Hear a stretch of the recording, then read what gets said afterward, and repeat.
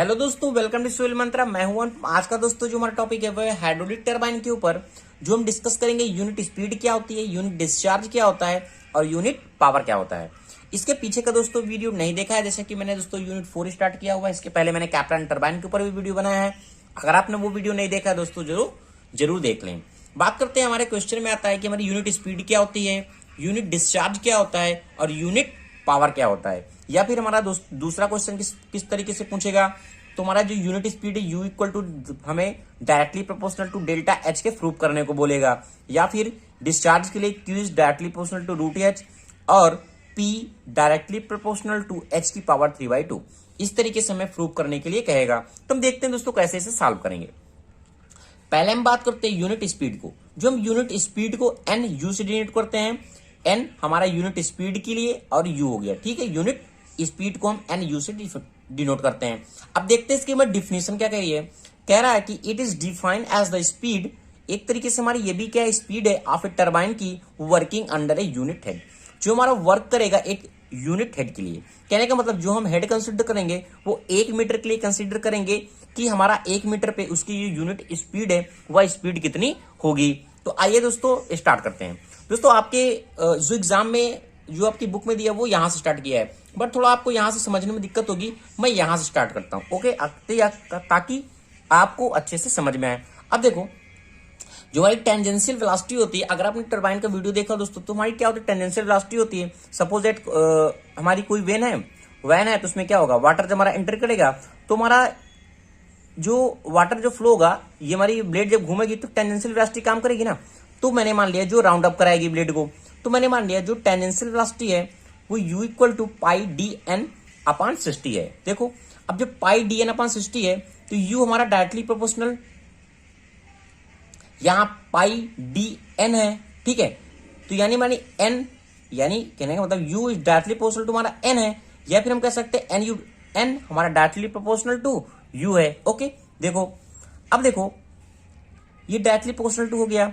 अब मैंने एक आपको रिलेशन बताया था इसके पहले, अगर आपने ध्यान दिया हो, जब हम पढ़ रहे थे तो हमने बताया था जो हमारा U होता है वो क्या था, V² 2GH के था, 2GH के था, ये हमारा था ना CV इक्वल टू। तो इस तरीके से V इक्वल टू क्या था, CV रूट 2GH, ओके। और जो हमारी वेलोसिटी ऑफ व्हील है और वेलोसिटी ऑफ हमारा जेट है वो क्या है, दोनों डायरेक्टली प्रोपोर्शनल टू होंगे, क्योंकि जितनी वेलोसिटी ऑफ द व्हील होगी उतना वेलोसिटी ऑफ हमारा जेट मूव करेगा। तो ये हमारा इस तरीके से हो गया, U is directly proportional to the V। अब V हमारा क्या है, V equal to CV 2GH, relation हमने ऑलरेडी पढ़ा हुआ है H के कंसिडर में, तो इसलिए V is directly proportional to H हम लिख सकते हैं। अगर V directly proportional to H के है तो और U हमारा डायरेक्टली प्रोपोर्शनल टू V के है, तो हमारा U भी डायरेक्टली प्रोपोर्शनल टू H के होगा, ओके ओके। तो अब यहां से देखो, तो हम U इक्वल टू यहां से H लिख सकते हैं, बिल्कुल लिख सकते हैं। अब देखो हमने इस प्रोपोर्शनल को हटाने के लिए कांस्टेंट टर्म में कंसिडर किया K1, जो N इक्वल टू हमारा हो गया K1 रूट H। ऐसे ही आपको एग्जाम में दोस्तों लिखना है, आप इसको डिफाइन भी कर सकते हैं कि हमारा क्या क्या पॉइंट होता है, ओके। अब हमें फाइंड क्या करना है, इट यूनिट हेड के लिए जो हमारा N है, N इक्वल टू हम ये NU पुट करेंगे और हमारा जो H है यानी H का वैल्यू हम क्या करेंगे, 1 कंसिडर करेंगे। अब हम यूनिट हेड की बात कर रहे हैं तो N इक्वल टू क्या हो गया, NU, जिसे हम कहते हैं यूनिट स्पीड, और K1 this is K1 and H 1 हो गया हमारा। तो NU इक्वल टू हमारा क्या आ गया, K1 आ गया, यानी K1 इक्वल टू NU हम पुट कर सकते हैं, पुट कर दिया हमने। तो N इक्वल टू हमारा रिलेशन क्या आ जाएगा, NU रूट H, यानी NU specific speed equal to क्या हो जाएगा, N अपॉन रूट H। तो दोस्तों जो हमारा फॉर्मूला बनता है यूनिट स्पीड का वो होता है NU equal to N upon root H। ये बात होगी हमारी यूनिट स्पीड की। अब हम यूनिट अगर डिस्चार्ज की बात करें तो यूनिट डिस्चार्ज का हमारा फॉर्मूला क्या निकल गया वो देखते हैं। तो हमारा जो NU निकला यहाँ वो कितना निकला, unit speed N upon root H। आप दोस्तों इसका फॉर्मूला भी याद रखिएगा, आपके एग्जाम में न्यूमेरिकल भी पूछे जा सकते हैं, ओके।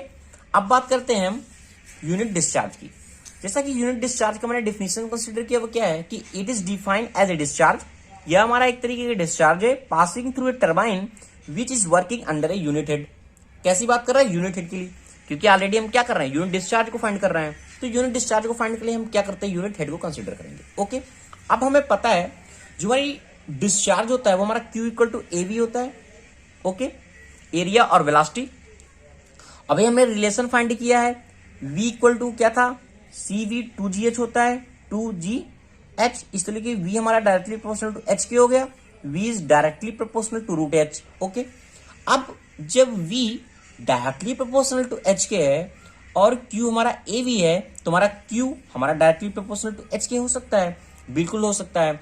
अब हमने इस प्रोपोर्शनल को हटाने के लिए K2 कंसिडर किया, क्योंकि हमने यूनिट स्पीड के लिए K1 कंसिडर किया था, तो Q equal to K2 root H हमारा आ गया यहाँ से, ठीक है।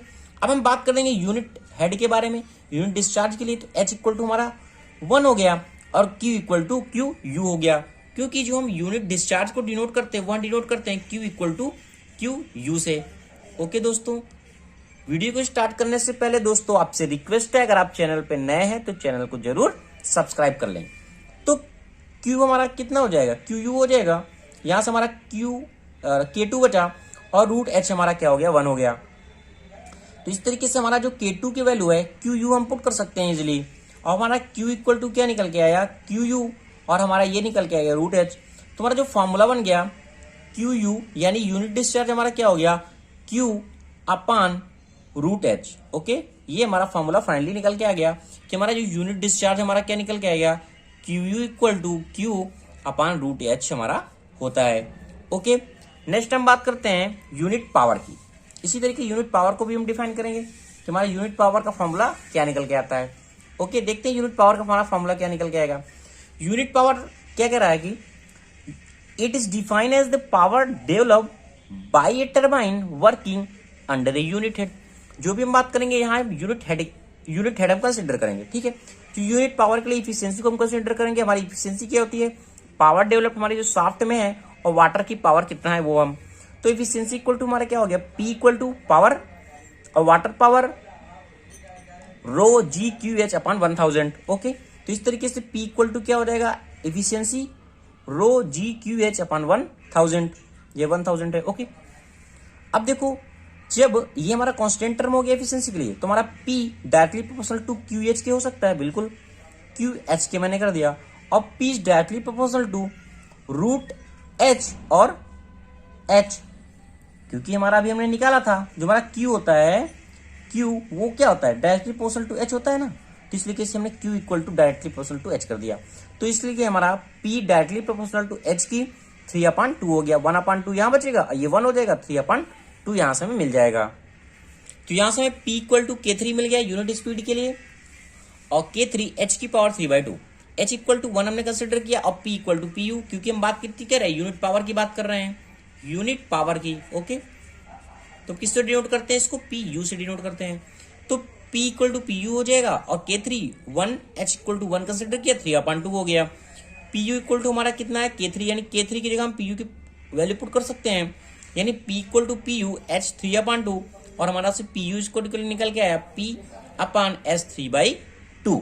अब देखो अगर हम तीनों रिजल्ट को काउंट करें तो हमारा क्या निकल के आएगा, यूनिट पावर हमारा इतना निकल के आ गया, और हमारी जो यूनिट स्पीड थी वो कितने निकल के आई थी, NU इक्वल टू कितना निकल के आया था, N अपान रूट H, और जो हमारा यूनिट डिस्चार्ज था जिसे हम QU डिनोट करते थे वो हमारा कितना निकल के आया था, Q equal to root H। तो इस तरीके से हमारे दोस्तों तीनों रिलेशन हमें फाइंड हो गए। Thank you watching this video दोस्तों। अगर आपको वीडियो अच्छा लगा है तो प्लीज चैनल को लाइक करें, शेयर करें और कमेंट करें।